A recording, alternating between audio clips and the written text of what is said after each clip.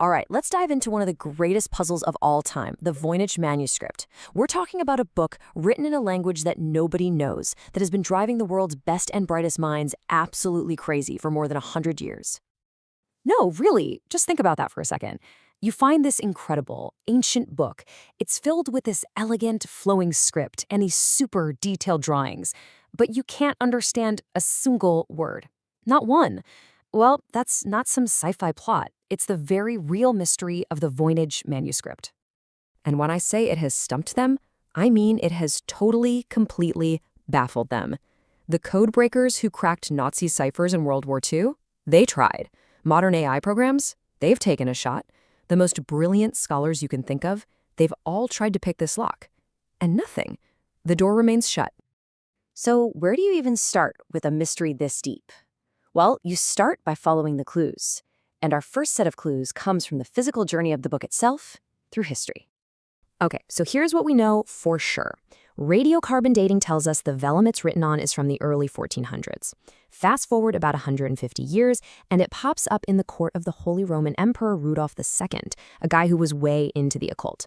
The story goes he paid 600 gold ducats for it, an absolute fortune. From there, it passes to one of his courtiers. Then, in 1665, it gets sent to Rome, to a famous Jesuit scholar named Athanasius Kircher, who was supposed to be able to decode anything. Spoiler alert, he couldn't. And then, poof, the manuscript just vanishes for over 200 years, until 1912, when a book dealer named Wilfred Voynich finds it tucked away in a collection of old manuscripts. And that's how it got its name. So that's the book's wild ride through history. But the real mystery, the thing that drives everyone crazy, is what's actually inside it. So let's turn the page and take a look. The whole book is split into these different sections, and each one is stranger than the last. First, you've got the herbal section, page after page of plants that look kind of real, but no botanist has ever been able to identify a single one.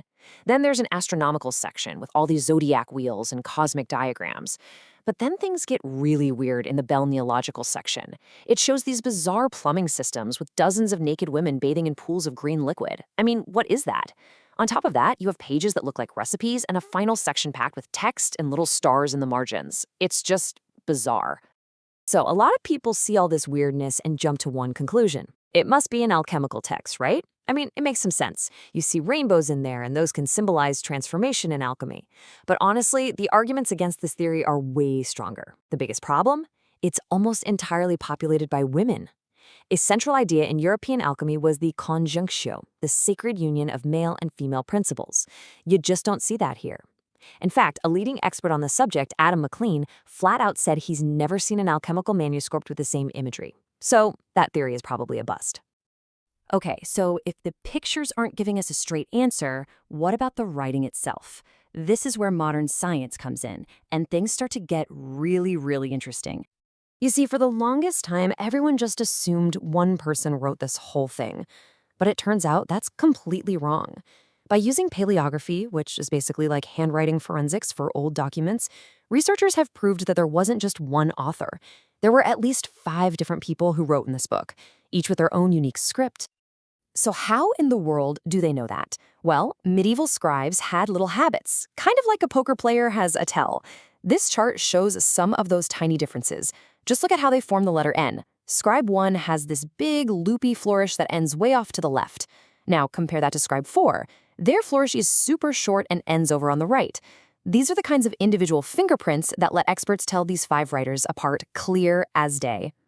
But discovering 5 different authors actually leads to an even weirder puzzle about how this book was made. See, a book like this is made of big folded sheets that get nested together into little booklets called quires.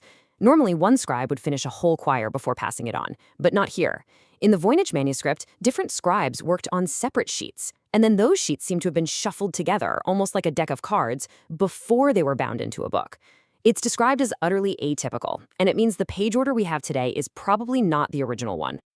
So let's take a step back. We've got 5 different authors working in a super weird, jumbled up way to create a book about plants that don't exist and women bathing in green goo. What is going on here?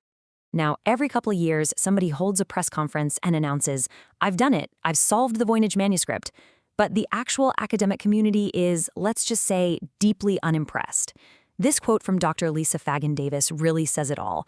She's a leading expert, and she calls one of these so-called solutions aspirational, circular, self-fulfilling nonsense. Ouch. The reality is, most of these claims get debunked almost immediately. So if all those so-called solutions are basically just noise, is there any promising lead? Is anyone making real progress? Well, actually, yes. The very same research that identified the 5 scribes has opened up a brand new and very exciting path of investigation. Here's the theory. What if some of these strange-looking characters aren't letters at all? What if they're actually medieval shorthand for common letter pairs? For instance, statistical analysis has shown some weird quirks in the text, like you almost never see the character for F next to the character for E. The new idea is that the F character is a shorthand, and it actually stands for te. Same for the P character, which might be shorthand for K. This isn't a full translation, not yet, but it's a potential key to understanding the system behind the script. And here's the kicker. This is why this theory is so powerful. When researchers run computer models and swap out these abbreviations, the text, well, it suddenly starts to behave like a real natural language. The statistical patterns, like how often certain letters and words appear, begin to look a lot more like what you'd see in Latin or English or any other language. It starts to look less like gibberish and more like something with a hidden logical structure. Which brings us right back to the million-dollar question, doesn't it? After all this time, all this analysis, what are we really looking at? Is it some lost language from a culture we know nothing about? Is it a brilliant, unbreakable code meant to hide some secret knowledge? Or could it just be the most beautiful and convincing hoax ever created? At the end of the day, we still just don't know.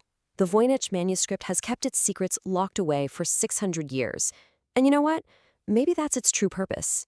Maybe the enduring mystery is the most fascinating story it will ever have to tell.